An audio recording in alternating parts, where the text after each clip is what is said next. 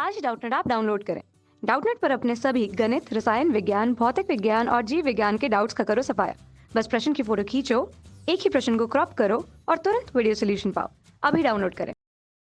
हमें प्रश्न दिया हुआ है, संयुक्त सूक्ष्मदर्शी का नामांकितकरण आरेख बनाइए तथा इसकी आवर्धन क्षमता का सूत्र लिखिए कब, जब अंतिम प्रतिबिंब स्पष्ट दृष्टि की अंतिम न्यूनतम दूरी पर बन रहा है। ठीक है, तो जब स्पष्ट दृष्टि की न्यूनतम दूरी पर बन रहा है प्रतिबिंब, तब जो है जो हमारी सूक्ष्मदर्शी होती है तो उसका किरण आरेख कुछ इस प्रकार होता है। ठीक है, देखिए पहले हम देखते हैं कि संयुक्त सूक्ष्मदर्शी काम क्या करती है।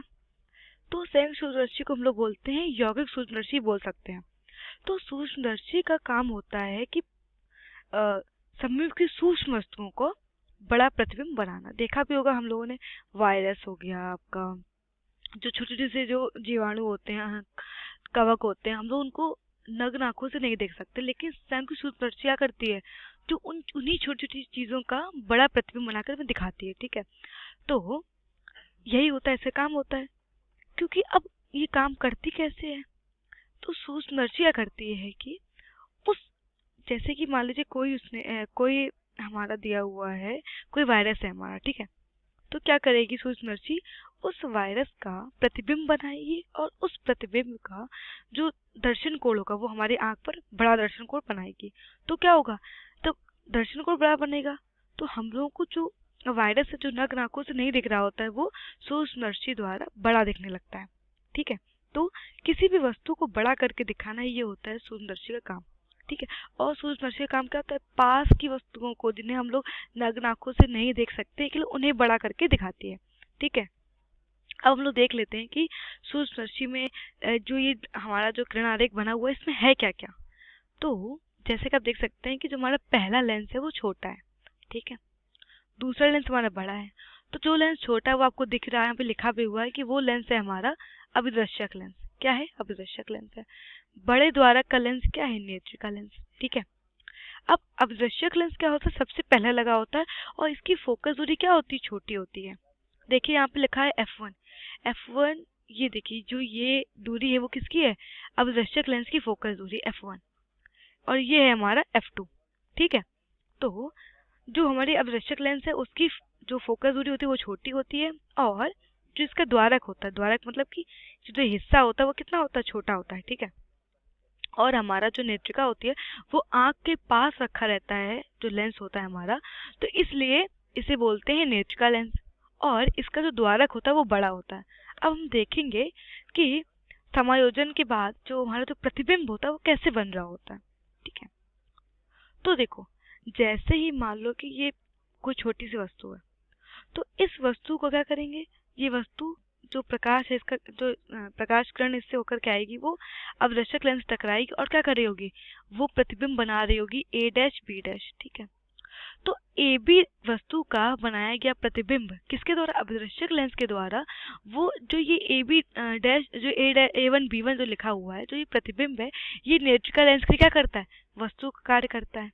ठीक है, तो अब नेत्रिका लेंस क्या करती है, इसी प्रतिबिंब का बड़े आकार का प्रतिबिंब हमें दिखाती। देखो A2 B2। तो अब क्या था, अभिदर्शक लेंस ने वस्तु का प्रतिबिंब बनाया और उसी प्रतिबिंब का आप सोचिए कि दूसरा प्रतिबिंब बन रहा है, ये A2 B2 जो हमारे बड़ा वाला प्रतिबिंब है, ये नेत्रिका लेंस द्वारा बनाया गया प्रतिबिंब है। तो हो क्या रहा है, तभी हमें वस्तु बड़ी दिखेगी, तो वो प्रतिबिंब का ही प्रतिबिंब बन रहा है।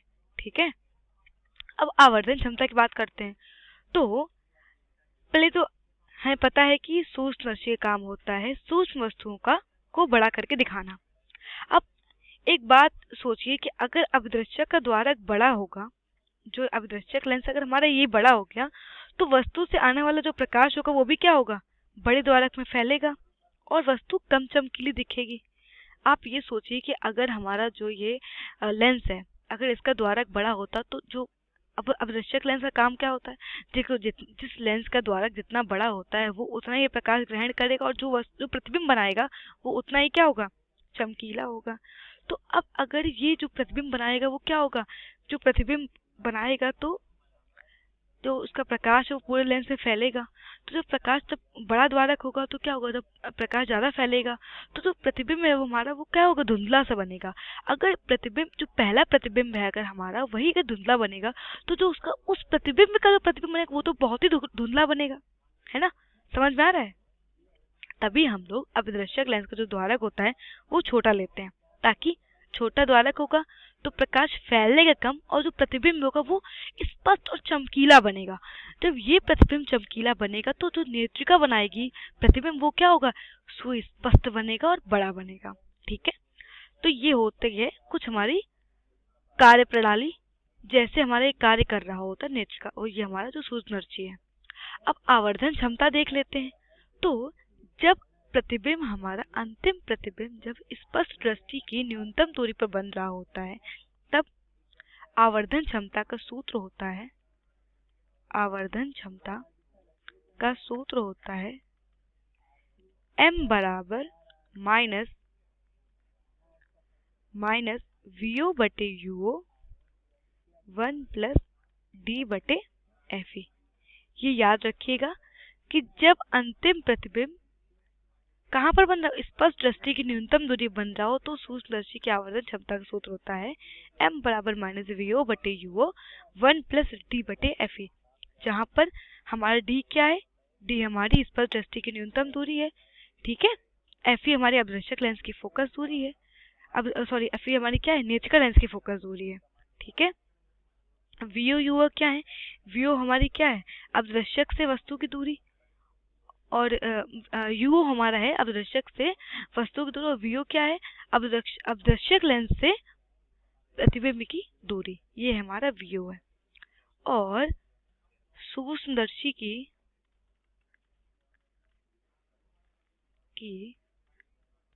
लंबाई होती है VO प्लस UE। ये याद रखिएगा हमेशा कि सूक्ष्मदर्शी की लंबाई होती है VO प्लस UE, इसको मॉड में भी लिख सकते हैं। तो ये है हमारा उत्तर। हमें एक और प्रश्न दिया हुआ है कि इसका अभिदर्शक इतने छोटे द्वारक का क्यों होता है। ठीक है, तो जैसा कि हम जानते हैं कि अगर आमतौर पे जो वस्तु O की फोकस के निकट, मतलब जो हमारी वस्तु होती है वो कहाँ पर होती है, फोकस के निकट, मतलब FO के पास होती है, जो हमारी फोकस है उसके पास होती है हमारी वस्तु, है ना। तो हम कह सकते हैं कि जो UO है वो क्या है, हम कह सकते हैं कि UO क्या होगा, FO है। ठीक है, तो अगर हम ऐसी स्थिति में देखें तो जो प्रतिबिंब A' B' होगा, जो प्रतिबिंब A' हम कह सकते हैं प्रतिबिंब A1 B1 वो क्या होगा, नेत्रिका के बहुत पास होगा। तो इस प्रकार हम कह सकते हैं कि जो VO होगा वो क्या होगा, नेत्रिका की लंबाई, मतलब हमारी जो लंबाई होगी। देखो जो VO जो हमारा जो A1 B1 होगा वो यहाँ पर होगा, कुछ नेत्रिका के इतने पास होगा कि हम इसको क्या कह सकते हैं, इसे हम लोग नली की लंबाई से प्रदर्शित कर सकते हैं। जो हमारा V है इसको हम लोग, VO है हमारा, उसको हम लोग L से प्रदर्शित कर सकते हैं, नली की लंबाई। तो अगर हम ये दोनों मान अगर इस समीकरण में आवर्धन क्षमता के समीकरण में रख दें तो हमें अब आवर्धन क्षमता कुछ ज्ञात होगी, m बराबर L बटे FO 1 प्लस D बटे FE। तो अगर हम यहाँ से देखें, इस सूत्र से अगर हम देखें तो हम देख सकते हैं कि जो हमारी आवर्धन क्षमता है वो किसकी जो है विस्कमानुपाती है, हमारी आवर्धन क्षमता जो है अभिदर्शक लेंस के जो फोकस दूरी है उसके विस्कमानुपाती है। तो अगर, और देखो जो हमारी FE है उसके भी विस्कमानुपाती है, जो हमारी नेत्रिका लेंस की फोकस दूरी है उसकी भी विस्कमानुपाती है। तो हम कह सकते हैं कि अगर हम लोग अभिदर्शक लेंस या नेत्रिका लेंस की जो है फोकस दूरी बढ़ाते हैं तो क्या होगा, जो हमारी आवर्धन क्षमता वो कम हो जाएगा, जो प्रतिबिंब है वो कहाँ पर, जो हमारा प्रतिबिंब है वो सुस्पष्ट नहीं बनेगा और कम आवर्धित बनेगा। तो इस प्रकार हम कह सकते हैं कि आवर्धन क्षमता को बढ़ाने के लिए हम कह सकते हैं कि आवर्धन क्षमता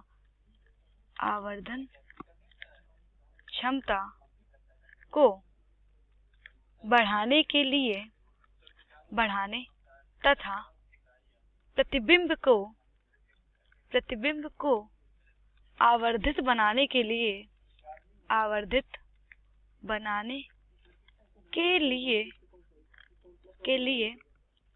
FO का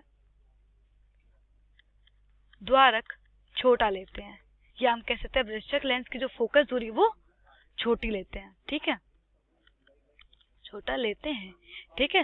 तो यही हमारा उत्तर होगा कि हम लोग क्या करते हैं कि अवदृश्यक लेंस का जो द्वारक होता है वो किस लिए छोटा रखते हैं, इसलिए ही छोटा रखते हैं कि अगर अवदृश्यक लेंस का जो द्वारक होगा वो कम छोटा होगा तो जो हमारा, देखो पहला तो हमारा तो ये हमने देखा कि हमने आवर्धन क्षमता देखा कि हमारी आवर्धन क्षमता क्या वो विद्यमान पाती है अवदृश्यक लेंस की फोकस दूरी से। तो अगर एफओ का मान कम होगा तो आवर्धन क्षमता का मान अधिक होगा, ठीक है। और दूसरा कारण यह होता है कि अगर हमारा अवदृश्यक लेंस का जो द्वारक होगा अगर वो छोटा होगा तो क्या होगा, जो जो हमारा प्रकाश होगा वो भी कम आएगा, ठीक है। और प्रकाश जब कम आएगा तो जो हमारा प्रतिबिंब होगा वो कैसा बनेगा, प्रतिबिंब हमारा अधिक चमकीला बन रहा होगा, सुस्पष्ट बन रहा होगा। और अगर हमारा ये अगर यहाँ पर अगर हम लोग अवदृश्यक लेंस का जो द्वारक बड़ा कर देंगे तो क्या होगा, प्रतिबिंब जो प्रकाश है वो इतनी अधिक मात्रा में आएगा कि नेत्रिकल लेंस द्वारा जो बना हुआ प्रतिबिंब होगा वो कैसा होगा, वो स्पष्ट दिखाई नहीं देगा, ठीक है। तो इस प्रकार हम कह सकते हैं कि अवदृश्यक लेंस का द्वारक इसलिए भी छोटा रखते हैं ताकि जो प्रतिबिंब है नेत्रिकल लेंस द्वारा जो बना प्रतिबिंब है जो हमारा, या हम कह सकते हैं जो हमारा अंतिम प्रतिबिंब है, अंतिम प्रतिबिंब सुस्पष्ट व चमकीला बन सके, चमकीला व आवर्धित बन सके, ठीक है। तो यही हमारा उत्तर है। कक्षा 6वीं से 12वीं से लेकर नीट, आईआईटी, जेईई वो एडवांस के लेवल तक 1 करोड़ से ज्यादा छात्रों का भरोसा। आज ही डाउनलोड करें डाउटनेट ऐप या व्हाट्सएप करें अपने सारे डाउट्स 8400 400 400 पर।